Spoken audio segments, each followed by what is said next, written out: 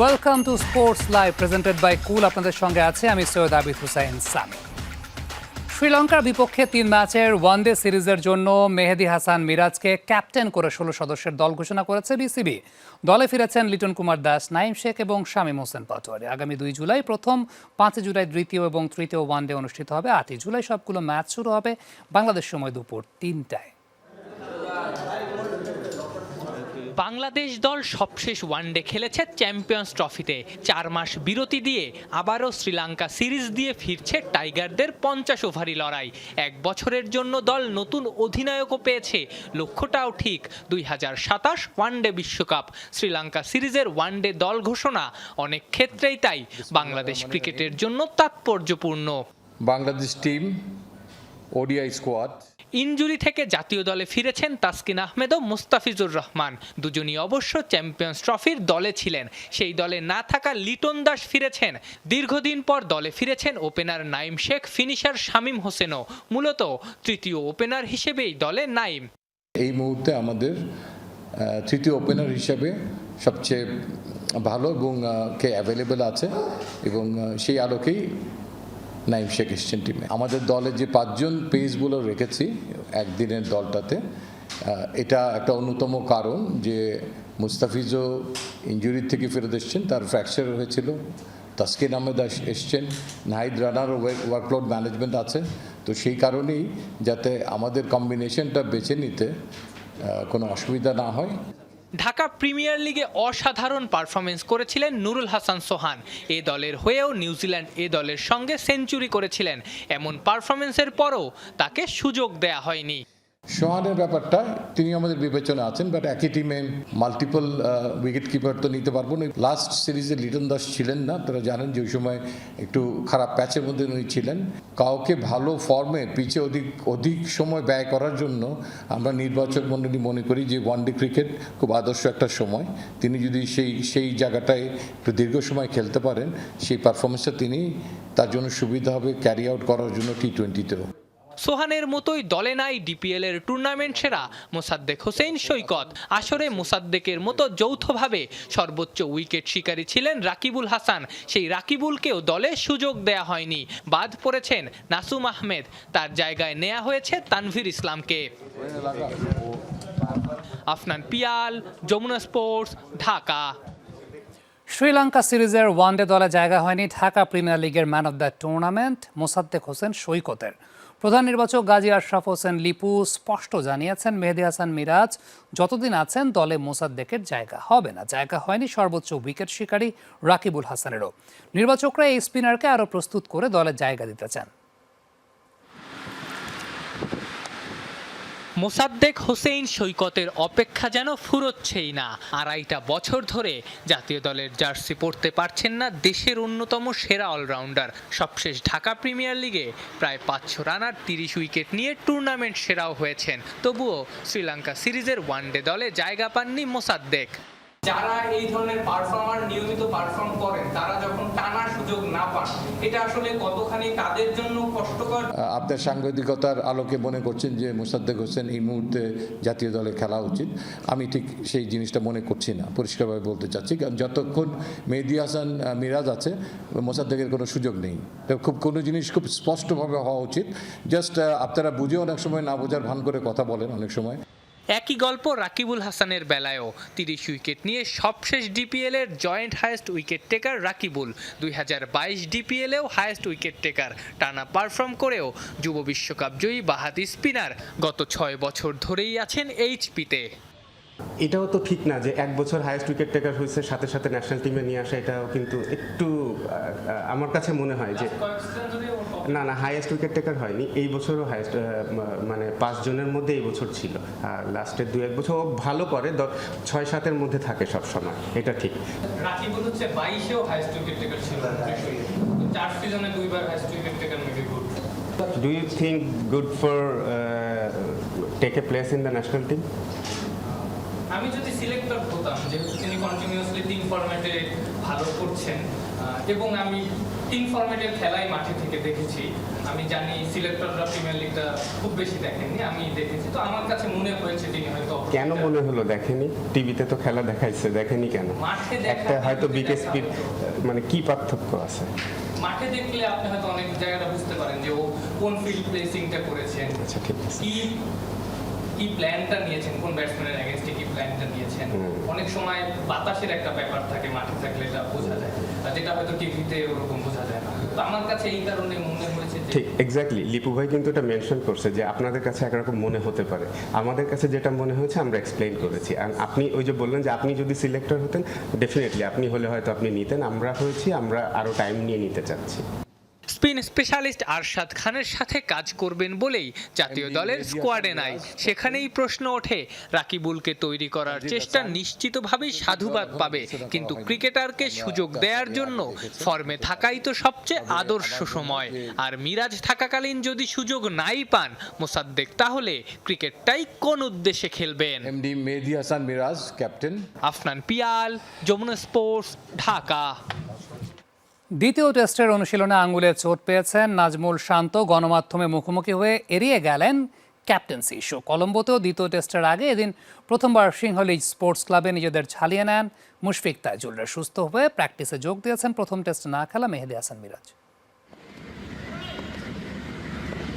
অনুশীলনের শুরুতেই বাংলাদেশ অধিনায়কের আঙুলে চোট। আইস্পটে আঙুল ডুবিয়ে হেড কোচের সাথে গেলেন উইকেট দেখতে। পিচে বসে পরখ করে নিলেন কলম্বো টেস্টের উইকেট। সেই ব্যথায় প্রথম দিনের অনুশীলনটা বসে থেকেই কাটাতে হয়েছে নাজমুল শান্তকে। খালি চোখে দেখে মনেই হয়েছে বেশ ব্যথা পেয়েছেন শান্ত। তবে এসব ছাপিয়ে আলোচনার মূলে আবারও অধিনায়কত্ব ইস্যু। যদিও টেস্ট ক্যাপ্টেন্সি ছাড়বেন কিনা এমন প্রশ্ন এড়িয়ে গেলেন টাইগার অধিনায়ক। আলোচনা তো এই টেস্টের আগে থেকেই আলোচনা হতে থাক। আমি এই বিষয়ে এই মুহূর্তে কোনো কমেন্ট করতে চাই না, কারণ 2 দিন পরে টেস্ট ম্যাচটা ভালোভাবে খেলতে চাই, টেস্ট ম্যাচটাতে ভালোভাবে কন্ট্রিবিউট করতে চাই অ্যাজ এ ক্যাপ্টেন হিসেবে, অ্যাজ এ ব্যাটার হিসেবে। বাট এই মুহূর্তে আলোচনার জায়গায় থাকে। প্রথম টেস্টের পর দ্বিতীয় টেস্টেও ভালো খেলার প্রত্যাশা টাইগার অধিনায়কের। আমি যেটা বলতে চাই, এই ড্রেসিং রুমে এতটুকু আমি সিওরিটি দিতে পারি যে এই ড্রেসিং রুমে কেউ পার্সোনাল মাইলস্টোনের জন্য কেউ খেলে না। মুশফিক ভাই এত বছর ধরে ক্রিকেট খেলেছেন, ওই 1 রান নিয়ে আমার মনে হয় না উনি অনেক বড় কিছু অ্যাচিভ করে ফেলতেন। শ্রীলঙ্কার সাথে আমাদের দারুণ কোনো মুহূর্ত খুব বেশি নাই। সো এরকম একটা টেস্টে আমরা ড্র করতে পেরেছি, ডমিনেট করে ড্র করতে পেরেছি, এটা একটা ভালো অ্যাচিভমেন্ট ছিল। সো ওভারঅল আমার মনে হয় যে লাস্ট টেস্ট ম্যাচটা আমরা ভালোভাবে খেলতে পেরেছি। আশা করবো এই টেস্ট ম্যাচটা ভালোভাবে হবে। চোটের কারণে ব্যাট হাতে শান্তর দেখা না মিললেও এদিন অনুশীলন করেছে বাকিরা। ক্যামেরায় ফ্রেমবন্দি হয়েছেন অসুস্থতার কারণে প্রথম টেস্টে না থাকা মেহেদী হাসান মিরাজ। পূর্ণ ফিট হয়ে নেমেছেন দ্বিতীয় টেস্টের অনুশীলনে। স্পিনারদের নিয়ে ইনডোরে আলাদা করে কাজ করেছেন কোচ সালাউদ্দিন। মুশতাক আহমেদ না থাকায় মিরাজ, তাইজুল, নাইম হাসানদের দিকে তীক্ষ্ণ নজর ছিল দলের সহকারী কোচের। অপরদিকে মূল মাঠে নাহিদ রানাকে নিয়ে আলাদা করে কাজ করেছেন pace bowling coach Shaun Tait. সব মিলে দ্বিতীয় টেস্টের আগে প্রথম দিনের অনুশীলনে নিজেদের ঝালিয়ে নিয়েছেন সবাই। মঙ্গলবারে শেষ অনুশীলনের পর্যায়ে আবারও মাঠের লড়াইয়ে নামতে হবে টাইগারদের। দ্বিতীয় টেস্টের আগে আরও একবার আলোচনায় শান্তর অধিনায়কত্ব ইস্যু। যদিও সেই ইস্যু ছাপিয়ে কলম্বো টেস্টেই নজর টাইগার অধিনায়কের। প্রথমবারের মতো সিংহলীজ স্পোর্টস ক্লাবে অনুশীলন করেছে বাংলাদেশ দল। গল টেস্টের ফলাফল ছাপিয়ে নিশ্চয়ই এই টেস্টে আরো ভালো করার প্রত্যয় থাকবে টাইগারদের। Hasan Al Maruf, Jamuna sports, Sinhalese sports club, Colombo, Sri Lanka. Test ক্রিকেটে বাংলাদেশের 25 বছর উপলক্ষে সিলেটে অনুষ্ঠিত হয়েছে অনূর্ধ্ব 12 6-a-side কম্পিটিশন এবং আনন্দ আয়োজন। দিনব্যাপী এমন আয়োজনে উপস্থিত ছিলেন বিসিবি বস আমিনুল ইসলাম বুলবুল এবং কর্মকর্তারা জানিয়েছেন ক্রিকেটকে উপজেলা পর্যন্ত পৌঁছে দেওয়ার নানা উদ্যোগের কথা। যে মাঠে খেলেছেন সাকিব তামিমরা, সেই মাঠেই ব্যাট বল হাতে সিলেটের শিশুরা হাঁকালেন 6, ভাঙল উইকেট। টেস্ট ক্রিকেটে বাংলাদেশের 25 বছর উপলক্ষে বিসিবির এমন আয়োজনে খুশি খুদে ক্রিকেটাররা। এতে করে তৃণমূল থেকে ক্রিকেটার উঠে আসার প্রত্যাশা ক্রিকেট সংশ্লিষ্টদের। এটা ভালো উদ্যোগ যে ফিউচারের জন্য, ভবিষ্যতের জন্য আমাদের যে আগাম জানিয়ে দেওয়ার জন্য, যে প্লেয়ার তৈরি করার জন্য। আমি কল্পনা করতে পারছিলাম না যে আমি এখানে আসবো। আমাদের এখানে আসা অনেক ভালো লাগছে, সবার সাথে খেলে এক্সপিরিয়েন্সটা অনেক নতুন, ভালোই লাগছে। মানে এভাবে খেলা হয় নাই কোনোদিন। এই মাঠে অনেক ভালো লাগছে খেলে। আমি সাথে আমার ব্যাট এনেছি, আমার জার্সি আছে সাথে। শুধু ব্যাট বলের লড়াই নয়, ক্রিকেটকে ঘরে ঘরে পৌঁছে দিতে মাঠে রাখা হয় অভিভাবকদের কোচিংয়ের ব্যবস্থাও। ক্রিকেট খেলার এনকারেজমেন্টটা তারা পান না, কারণ ফ্যামিলি চিন্তা করে যে ক্রিকেট খেলে কি হবে। সো আমাদের একটা চিন্তার জায়গা, যদি আমরা বাবা মায়েদেরকে কোচ বানিয়ে দিই, একটা বাচ্চার তো প্রথম শিক্ষক তার বাবা মা, এবং এটাই প্যারেন্টাল কোচিং গাইডেন্স বুথ আমরা একটা রেখেছি, যেখানে বাবা মাদেরকে ক্রিকেট সম্পর্কে বেসিক কিছু ধারণা দেওয়া হবে। স্কুলে জব করি, তারপরে আমি আজকে আমার ছেলেকে এখানে নিয়ে আসছি, যাতে আমার ছেলে ইন্টারন্যাশনাল যে স্টেডিয়াম এটা বুঝতে শিখুক বা ও নিজেই খেলবে, এরকম একটা আগ্রহ থাকুক। বাচ্চাদেরকে খেলতে দিতে হয়, বাচ্চাদেরকে নিয়ে আসতে হয় বাইরে। তো ওভারঅল সবকিছু মানে ভালো লাগছে, সুন্দর আয়োজন। এমন আয়োজন ঘুরে ঘুরে দেখলেন বিসিবি সভাপতি। ক্রিকেটকে স্থানীয় পর্যায়ে পৌঁছে দেওয়া সহ তিনি নিচ্ছেন নানা উদ্যোগ। এভাবেই তৃণমূলে ক্রিকেটকে পৌঁছে দিয়ে বড় পর্যায়েও সাফল্যের ব্যাপারে আশাবাদী তিনি। এমনকি স্বপ্ন দেখেন আসন্ন নারী বিশ্বকাপ জয়ের ব্যাপারেও। টেস্ট ক্রিকেটের মাধ্যমে সবাইকে আমরা ক্রিকেটে ইনভলভ করতে পারি, এর মাধ্যমে কিভাবে আমরা প্রতিযোগিতামূলক ক্রিকেট সব জায়গায় চালু করতে পারি। কিছু ফান ক্রিকেট থাকবে, কিন্তু কমিউনিটি ক্রিকেট থাকবে, সাথে সাথে যেন আমরা কম্পিটিটিভ বা প্রতিযোগিতামূলক কীভাবে ক্রিকেট আরও চালু করতে পারি, এবং ক্রিকেটের যে কালচারটা আছে সেই কালচারটা আমরা প্রত্যন্ত অঞ্চলে ছড়িয়ে দিতে চাই। আমাদের মেয়েদের অনূর্ধ্ব-19 বিশ্বকাপ হবে, আমরা ইনশাআল্লাহ চ্যাম্পিয়ন হব। তবে স্থানীয় পর্যায়ে ক্রিকেট উন্নয়নে প্রশাসনের ভূমিকা গুরুত্বপূর্ণ বলে মনে করে বিসিবি। নাবিল হোসেন, যমুনা স্পোর্টস, সিলেট। চট্টগ্রামের মতো ঢাকার জাতীয় স্টেডিয়ামকেও শুধু নিজেদের ব্যবহারের জন্য সরকারের কাছে চেয়েছে বাফুফে, জানিয়েছেন বাফুফের সহসভাপতি নাসের শাহরিয়ার জায়েদি। আসার খবর বাফুফের চাওয়ার সঙ্গে একমত পোষণ করেছে সরকার। জাতীয় ক্রীড়া পরিষদ সচিব যমুনা টেলিভিশনকে জানিয়েছেন, বাফুফের চাওয়ার প্রেক্ষিতে প্রক্রিয়া শুরু করেছেন ক্রীড়া উপদেষ্টা আসিফ মাহমুদ সজীব ভুঁইয়া। মেহেদী নাইমের রিপোর্ট। বাংলাদেশ পেয়েছে অপরূপ সুন্দর একটা ফুটবল মাঠ। শুধু দর্শক আসন বিবেচনায় নয়, জাতীয় স্টেডিয়াম ঐতিহ্যগত কারণে বাংলাদেশের প্রধান ফুটবল মাঠ। নতুন খবর, বাংলাদেশ ফুটবল ফেডারেশন সরকারের কাছে এই পুরো মাঠটিকে নিজেদের করে চেয়েছে। মোস্ট ইম্পর্টেন্ট হলো যে ঢাকার জাতীয় স্টেডিয়ামটা, এটা ফুটবলকে ডেডিকেট করে দেওয়াটা সব থেকে উপযুক্ত হবে, এটা আমরা বোঝানোর চেষ্টা করছি। আশা করি মন্ত্রণালয় আমাদের এই প্রস্তাবটা খুব শীঘ্রই বিবেচনা করবেন। জাতীয় স্টেডিয়ামটা পেলে কী হবে, you can run number of football events. আপনি আন্তর্জাতিক খেলা এটাকে আরও আমরা রিফারবিশ করে সুন্দর করে নিলে, আন্তর্জাতিক ফিফার যে রিকোয়ারমেন্টগুলো, ফিফা এফসির কম্পিটিশনের যে রিকোয়ারমেন্টসগুলো, এটা থাকলে আপনি ইন্টারন্যাশনাল ম্যাচ আরও বেশি দেখতে পারবেন, আপনি লোকাল লিগগুলো ভালোভাবে করতে পারবেন, আপনি everything you can do it properly. Bashundhara Kings Arena থাকলেও ঢাকার ভেতরে নানা সুবিধার কারণে বাফুফের সবেধন নীলমণি এই জাতীয় স্টেডিয়াম। এটাকে হোম অফ ফুটবল বললেও ভুল হবে না। এক সময় মাল্টিপারপাস ব্যবহৃত হলেও এটাকে শুধুই নিজেদের জন্য চেয়েছে ফুটবল ফেডারেশন। সুখবর, যুব ক্রীড়া মন্ত্রণালয় আর জাতীয় ক্রীড়া পরিষদ বাফুফের সঙ্গে একমত পোষণ করে কাজও শুরু করে দিয়েছে। জাতীয় স্টেডিয়ামটা তো ফুটবলের জন্যে, আর ট্র্যাকগুলি অ্যাথলেটিক্সের জন্যে। আসলে এই দুইটা ফেডারেশন আসলে এটা পেয়ে যাবে। এগুলো এখন একটু ভাবনার বিষয় যে কোন প্রক্রিয়ায় তারা পাবে। বিষয়গুলি এরকম আর কি। উপদেষ্টা স্যারও ভাবছেন, ইতিবাচকভাবেই ভাবছেন, আমরাও ইতিবাচকভাবেই ভাবছি। কিন্তু এই সবুজ মাঠের পাশেই তো আছে অ্যাথলেটিক্স ট্র্যাক। নিয়মিত মাদার অফ অল গেমস খ্যাত অ্যাথলেটিক্সের বিভিন্ন ইভেন্টেরও আয়োজন করে বাংলাদেশ অ্যাথলেটিক্স ফেডারেশন। বাফুফের এতে আপত্তি নেই, ফিফার গাইডলাইনেও এতে নেই কোনো বাধা। বিশ্বের অনেক বড় বড় ফুটবল মাঠের পাশেই যে রয়েছে এমন অ্যাথলেটিক্স ট্র্যাক। স্বাদ কিন্তু অনেক, সাধ্যটা হয়তো সীমিত, অ্যাসেটটা হয়তো এই মুহূর্তে সীমিত। তো যার ফলে হয়তো একাধিক স্পোর্টস, একাধিক ফেডারেশন, একাধিক অ্যাসোসিয়েশনকে মিলে সমন্বয় করে, পারস্পরিক সমন্বয় করে একটা ক্রীড়া স্থাপনা ব্যবহার করতে হয়। জাতীয় স্টেডিয়াম অতীতে আবাহনী ও মোহামেডানের হোম ভেন্যু ছিল। বাফুফে চাইলে আগামীতেও প্রিমিয়ার লিগের কোনো ক্লাবকে হোম ভেন্যু হিসেবে দিতে পারবে। মেহেদী নাইম, যমুনা স্পোর্টস, ঢাকা। ঢাকায় শুরু হয়েছে বার্সা ফুটবল একাডেমির 5 দিনের ক্যাম্প। 90 জন ছেলেমেয়ের স্বপ্ন পূরণে হাতে কলমে প্রশিক্ষণ দিচ্ছেন খোদ বার্সা থেকে আসা কোচেরা। খুশির খবর, বাংলাদেশও স্থায়ী একাডেমি করতে চায় তারা, যেখানে উন্নত প্রশিক্ষণ নিয়ে আগামী দিনের হামজা, সাবিনা হতে চান খুদে ফুটবলাররা। আজিজুল হাকিমকে সবাই চেনেন অভিনেতা হিসেবে, কিন্তু তিনি যে ছিলেন একজন পেশাদার ফুটবলার সেটা কি কেউ জানেন? এক সময়ের বিখ্যাত ক্লাব ভিক্টোরিয়া স্পোর্টিং এর হয়ে আসলামদের সঙ্গে মাঠ মাতিয়েছেন দেশের শীর্ষ লিগে। তিনি ছেলেকে নিয়ে এসেছেন ঢাকায় 5 দিনের বার্সা একাডেমির ক্যাম্পে। সেখানেই ছেলে রিদওয়ান হাকিম গোল করলেন আর বাবা আজিজুল হাকিম তা করলেন ফ্রেমবন্দি।